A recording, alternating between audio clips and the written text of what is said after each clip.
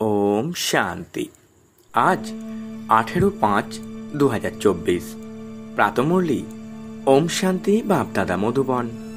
বাবা বলছেন, মিষ্টি বাচ্চারা, স্মরণের যাত্রায় থাকলে তোমাদের পাপ কেটে যাবে, কেননা স্মরণই হলো তলোয়ারের ধার। এখানে নিজেকে প্রতারিত করো না। প্রশ্ন: বাচ্চাদের চরিত্র সংশোধনের জন্য বাবা কোন রাস্তা বলে দেন? উত্তরে বাবা খুব মিষ্টি করে আমাদের সকল বাচ্চাদের বোঝাচ্ছেন। বাবা বলছেন, বাচ্চারা, সততার সাথে নিজেদের চার্ট রাখো। চার্ট রাখলেই ক্যারেক্টার সংশোধন হবে। দেখতে হবে সারাদিনে আমার স্বভাব কেমন ছিল। কাউকে দুঃখ দিইনি তো? অনাবশ্যক কথা বলিনি তো? আত্মা মনে করে কতটা সময় বাবাকে স্মরণ করেছি, কতজনকে নিজের সমান করে তুলেছি। এইভাবে যারা চার্ট রাখে তাদের চরিত্র সংশোধন হতে থাকে। যা করবে তাই পাবে, না করলে অনুতপ্ত হবে। ওম শান্তি। আত্মারূপী বাচ্চাদের আত্মাদের বাবা বসে বোঝাচ্ছেন, কেননা উনি এখন সম্মুখে এসেছেন। এমনটা বলা যাবে না যে সব বাচ্চারাই নিজের স্বধর্মে থেকে বাবাকে স্মরণ করে। বুদ্ধি এদিকে ওদিকে অবশ্যই চলে যায়, সেটা প্রত্যেকেই নিজেরা বুঝতে পারে। প্রধান বিষয় হলো শতপ্রধান হওয়া। সেটা তো স্মরণের যাত্রা ছাড়া হওয়া যাবে না। যদিও বাবা অমৃতবেলায় উঠে যোগে বসে বাচ্চাদের আকৃষ্ট করার চেষ্টা করেন। নম্বরানুসারে বাচ্চারা আকৃষ্ট হয়, স্মরণের দ্বারা শান্তিপূর্ণভাবে থাকে, দুনিয়াকেও ভুলে যায়। কিন্তু প্রশ্ন হলো, সারাদিনে কি করে? ওটা তো হলো ভোরবেলায় 1 ঘন্টা আধ ঘন্টার জন্য স্মরণের যাত্রা, যার দ্বারা আত্মা পবিত্র হয়ে ওঠে, আয়ু বৃদ্ধি পেতে থাকে। কিন্তু সারাদিনে কতটা সময় স্মরণে থাকে? কতখানি সদর্শন চক্রধারী হয়? এমন নয় যে বাবা তো সব কিছু জানেন। নিজের অন্তর্মনকে জিজ্ঞাসা করতে হবে যে আমি সারাদিনে কি করেছি। এখন তোমরা বাচ্চারা চার্ট লিখছ। কেউ ঠিক লেখে, কেউ ভুল লেখে। ভাবে আমরা তো শিব বাবার সাথেই ছিলাম, শিব বাবাকেই স্মরণ করেছিলাম। কিন্তু সত্যি কি স্মরণে ছিলাম? সম্পূর্ণ সাইলেন্সে থাকলে এই দুনিয়াকেও ভুলে যায়। নিজেকে ঠকানো উচিত নয় যে আমি তো শিব বাবার স্মরণেই ছিলাম। দেহের সব ধর্মকে ভুলে যাওয়া উচিত। শিব বাবা প্রচেষ্টা করেন আমাদের সম্পূর্ণ দুনিয়াকে ভুলে যেতে সাহায্য করেন। বাবা বোঝান নিজেকে আত্মা মনে করে বাবাকে স্মরণ করতে হবে।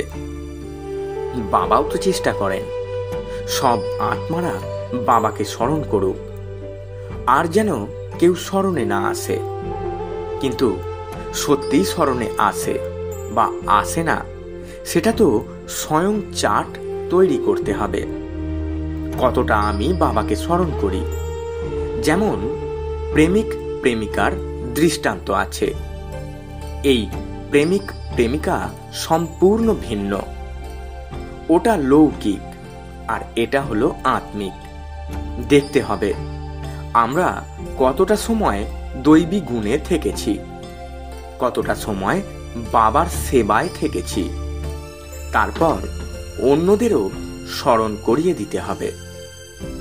আত্মার উপরে যে খাদ জমেছে তা স্মরণ ছাড়া মিটবে না।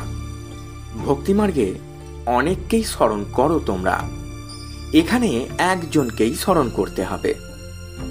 আমরা আত্মারা ছোট বিন্দু, সুতরাং বাবাও অনেক ছোট সূক্ষ্ম এক বিন্দু স্বরূপ, কিন্তু অগাধ নলেজ। শ্রী লক্ষ্মী বা নারায়ণ হওয়া, বিশ্বের মালিক হওয়া, এ কোনো মাসির বাড়ি যাওয়ার মতো সহজ নয়। বাবা বলেন, নিজেকে মিয়া মিঠু মানে অতি চালাক বা সব জানতা মনে করে ঠকিও না। নিজের অন্তর্মনকে জিজ্ঞাসা করো, সারাদিন নিজেকে আত্মা মনে করে বাবাকে কতটুকু স্মরণ করেছি, যাতে খাদ বা জং দূর হয়ে যায়। কতজনকে নিজের সমান বানিয়েছি। এই চার্ট প্রত্যেককে নিজের নিজের রাখতে হবে।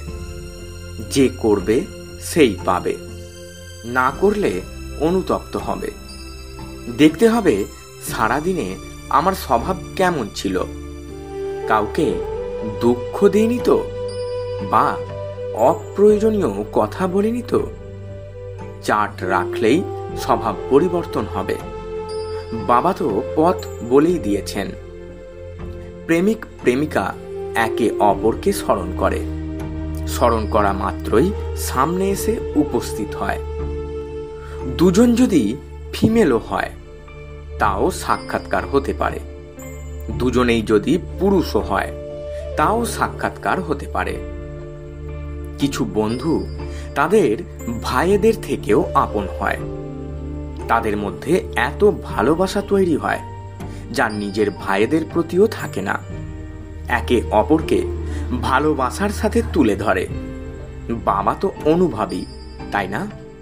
সুতরাং বাবা অমৃত বেলায় বেশি টানতে থাকেন। চুম্বক তিনি, এভার পিওর, তাই আকৃষ্ট করেন। বাবা তো অসীম জগতের, তাই না? তিনি জানেন বাচ্চারা তার কাছে কতটা প্রিয়। সুতরাং তিনি অমৃত বেলায় তোমাদের টেনে তোলেন। এই স্মরণের যাত্রা অতি আবশ্যক। যেখানেই যাও, বেড়াতে যাও, উঠতে বসতে, খেলতে জাগতে স্মরণ করতে পারো। প্রেমিক প্রেমিকা সর্বত্রই স্মরণ করে একে অপরকে, তাই না? এটাও তাই। বাবাকে স্মরণ তো করতেই হবে, নয়তো বিকর্ম কিভাবে বিনাশ হবে? অন্য কোনো উপায় নেই। এ হলো অত্যন্ত সূক্ষ্ম বিষয়। তলোয়ারের ধারের উপরে চলতে হবে। স্মরণই হলো তলোয়ারের সেই ধার। তোমরা তো বারে বারেই বলে থাকো যে স্মরণ ভুলে যাই। তলোয়ার কেন বলা হয়? কারণ এর দ্বারাই পাপ কেটে যাবে, তোমরা পবিত্র হবে। এটা খুব সংবেদনশীল। যেমন ওরা মানে লৌকিকে আগুনের উপর দিয়ে হাঁটে, আর তোমাদের বুদ্ধি যুক্ত হয়ে যায় বাবার সাথে।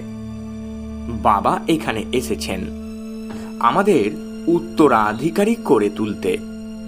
তিনি উপরে নেই, এখানে এসেছেন। তিনি বলেন, সাধারণ শরীরে আসি। তোমরা জানো বাবা পরম ধাম থেকে নিচে নেমে আসেন। চৈতন্য হীরে এই উপযুক্ত পাত্রে বসে আছেন। শুধুমাত্র এতে খুশি হলে হবে না যে আমরা বাবার সাথে বসে আছি।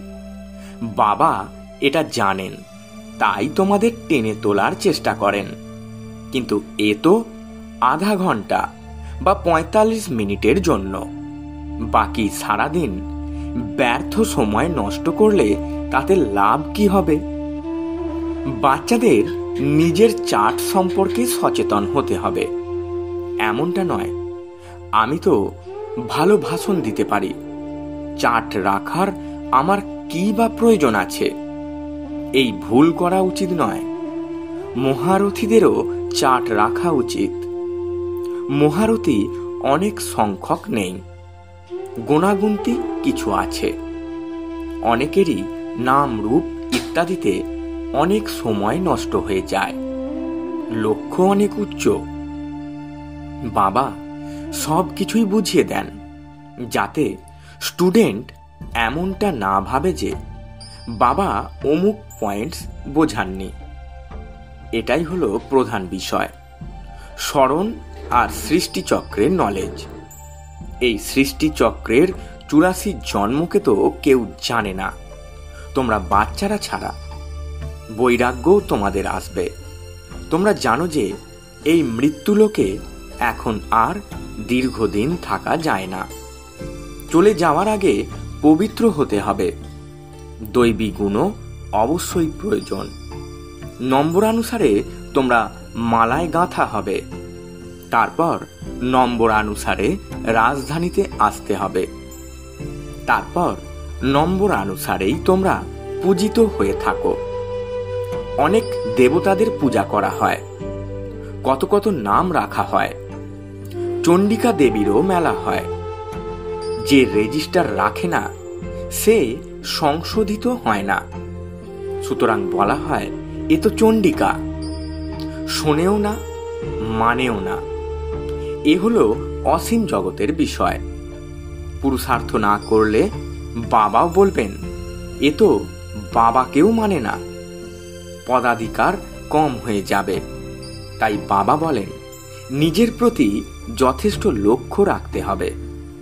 বাবা অমৃতবেলা এসে কত চেষ্টা করেন স্মরণের যাত্রার জন্য। লক্ষ্য অনেক উচ্চ। নলেজকে তো সস্তা সাবজেক্ট বলা হবে। 84 চক্র স্মরণ করা অনেক বড় বিষয় নয়, কিন্তু গুরুত্বপূর্ণ বিষয় হলো স্মরণের যাত্রা, যাতে অনেকেই বিফল হয়। এটাই তোমাদের যুদ্ধ। তোমরা স্মরণ করতে বসো, কিন্তু মায়া এসে ফেলে দেয়। নলেজে যুদ্ধের কোনো প্রশ্নই নেই। নলেজ হলো সোর্স অফ ইনকাম। এখানে পবিত্র হতে হয়। সেই জন্য বাবাকে আহ্বান করে বলে পতিত থেকে পাবন করে তোলো। এমন নয় যে এসে পড়াও, বলবে তুমি এসে পবিত্র করে তোলো। সুতরাং এই সব পয়েন্টস বুদ্ধিতে রাখা উচিত। সম্পূর্ণ রাজযোগী হতে হবে। নলেজ তো খুবই সহজ, শুধুমাত্র যুক্তি দিয়ে বোঝাতে হয়। বচন ভঙ্গিও মিষ্টি হওয়া উচিত। তোমরা এই জ্ঞান প্রাপ্ত করেছ, সেটাও তোমরা তোমাদের কর্মানুসারে বলবে। শুরু থেকেই ভক্তি করেছ, সুতরাং ভালো কর্মই করেছ। সুতরাং শিব বাবাও বসে ভালো করে বোঝান। যত বেশি ভক্তি করেছ শিব বাবাও তত বেশি সন্তুষ্ট হয়েছেন।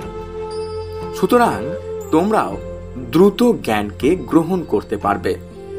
মহারথীদের বুদ্ধিতে এই সব পয়েন্টস ধারণা হবে।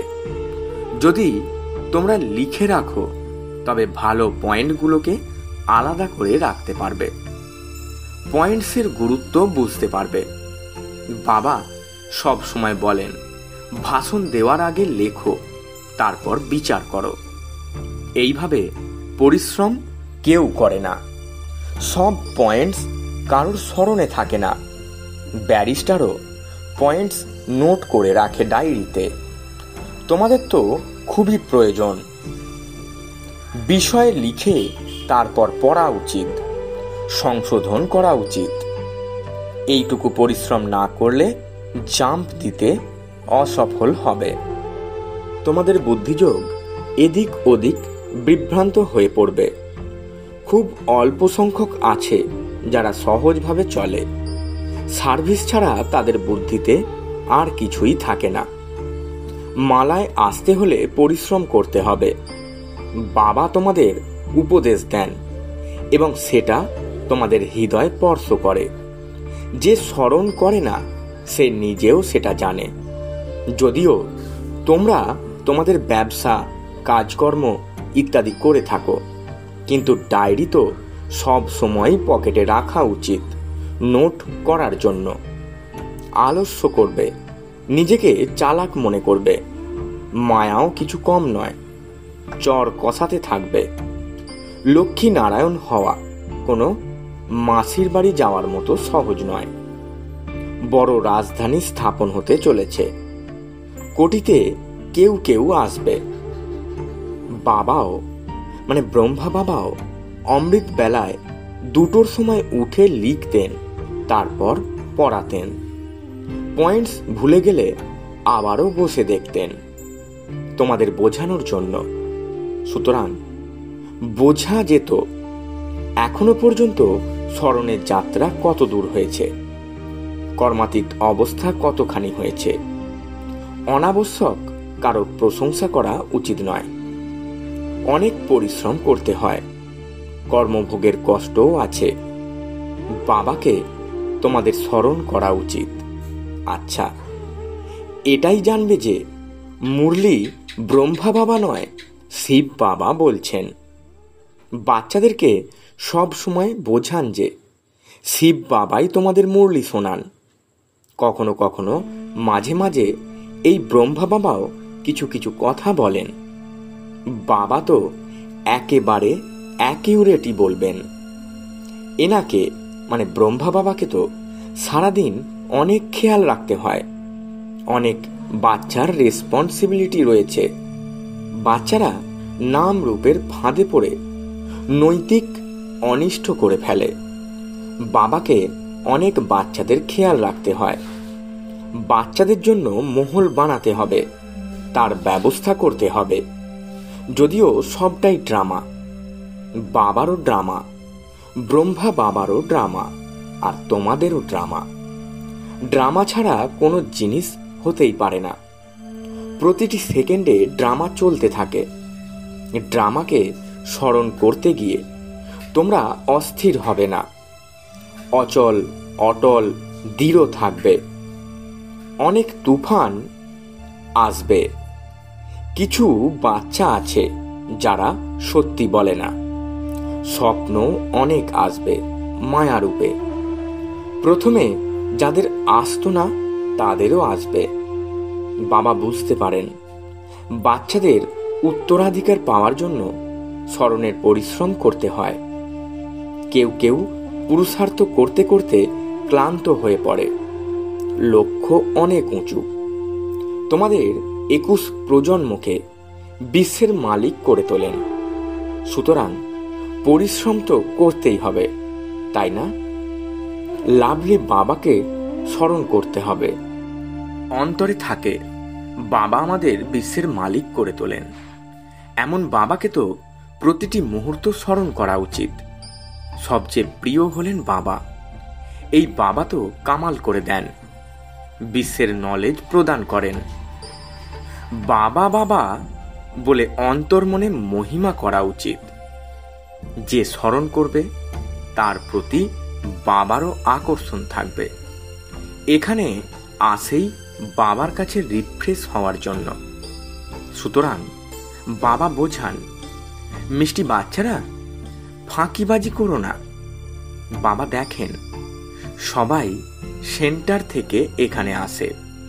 বাবা বলেন, আমি ওদের দেখি, জিজ্ঞাসা করি কতটা খুশি অনুভব করতে পেরেছ।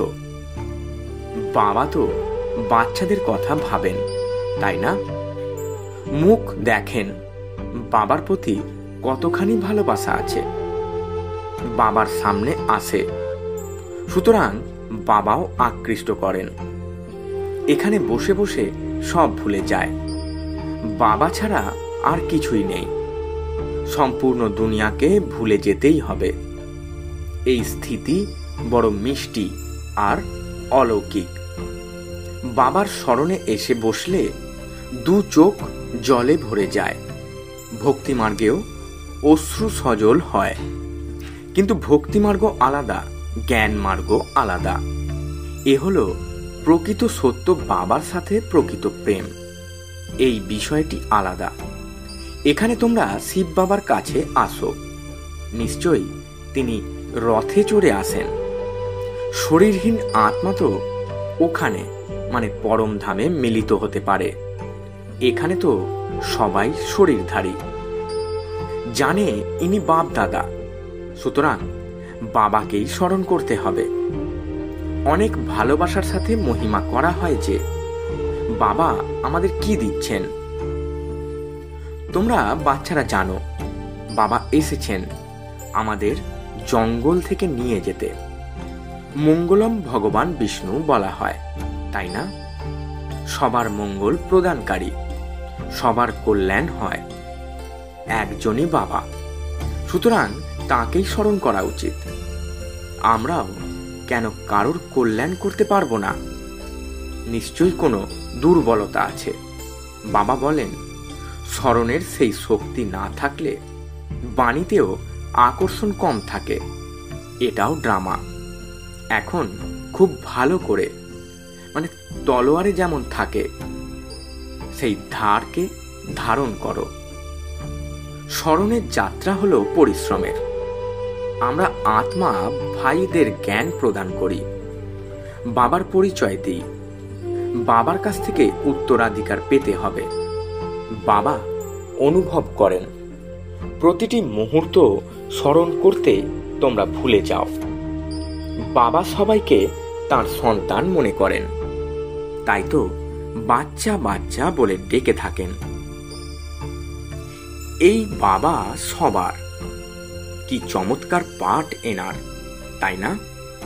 খুব অল্প সংখ্যক বাচ্চা বোঝে এই শব্দ কার। একমাত্র বাবাই বাচ্চা বাচ্চা বলতে পারেন। বাবা বলেন, আমি এসেছি বাচ্চাদের উত্তরাধিকার দিতে। বাবা সব কিছুই শুনিয়ে দেন। বাচ্চাদের কাছ থেকে আমাকে কাজ তো নিতে হবে, তাই না? এই নলেজ খুব বিস্ময়কর এবং মনোরঞ্জক। এই নলেজ অদ্ভুত এবং জটিল। বৈকুণ্ঠের মালিক হওয়ার জন্য নলেজও তো এমনটাই চাই, তাই না? আচ্ছা, প্রত্যেককে বাবাকে স্মরণ করতে হবে, দৈবী গুণ ধারণ করতে হবে। মুখ থেকে কখনো উল্টো পাল্টা কথা বেরোনো উচিত নয়। ভালোবাসা দিয়ে কাজ করতে হবে। আচ্ছা, মিষ্টি মিষ্টি হারানেদি বাচ্চাদের প্রতি মাতা পিতা বাপদাদা স্মরণে স্নেহ সুমন আর সুপ্রভাত। আত্মাদের পিতা তার আত্মারূপী বাচ্চাদেরকে জানাচ্ছেন নমস্কার। আমরা আত্মারূপী বাচ্চারা আমাদের আত্মারূপী মাতা পিতা বাপদাদাকে জানাই স্মরণে স্নেহ সুমন আর সুপ্রভাত এবং শত কোটি নমস্কার। ধারণার জন্য মুখ্য সার। প্রথম পয়েন্ট, অমৃত বেলায় উঠে একান্তে বসে ভালোবাসার সাথে বাবাকে স্মরণ করতে হবে। সম্পূর্ণ দুনিয়াকে ভুলে যেতে হবে। দ্বিতীয় পয়েন্ট, বাবার সমান হয়ে সবার কল্যাণকারী হতে হবে। যা কিছু দুর্বলতা বা ঘাটতি আছে সেগুলিকে দূর করে দিতে হবে। নিজের প্রতি পূর্ণ নজর দিতে হবে। নিজের রেজিস্টার নিজেকেই দেখতে হবে। বরদান, সর্বপ্রাপ্তির খাজানা সমূহকে স্মৃতি স্বরূপ হয়ে কাজে লাগানো। সদা সন্তুষ্ট আত্মা ভব। ব্যাখ্যায় বাবা বলছেন, সঙ্গম যুগের বিশেষ বরদান হল সন্তুষ্টতা, আর সন্তুষ্টতার বীজ হল সর্বপ্রাপ্তি। অসন্তুষ্টতার বীজ হল স্থূল বা সূক্ষ্ম অপ্রাপ্তি। ব্রাহ্মণদের গাউন হল অপ্রাপ্তি কোনো বস্তু নেই ব্রাহ্মণদের খাজানাতে। সকল বাচ্চাদেরকে একের দ্বারা একই রকম অগাধ খাজানা প্রাপ্ত হয়। কেবল সেই প্রাপ্ত হওয়া খাজানাগুলিকে সকল সময় কাজে লাগাও, অর্থাৎ স্মৃতি স্বরূপ হও। অসীম জগতের প্রাপ্তিগুলিকে লৌকিকে পরিবর্তন করো না, তাহলে সদা সন্তুষ্ট থাকবে। স্লোগান, যেখানে নিশ্চয় রয়েছে সেখানে বিজয়ের ভাগ্যরেখা ললাটে অঙ্কিত হয়েই আছে। ওম শান্তি। নমস্কার।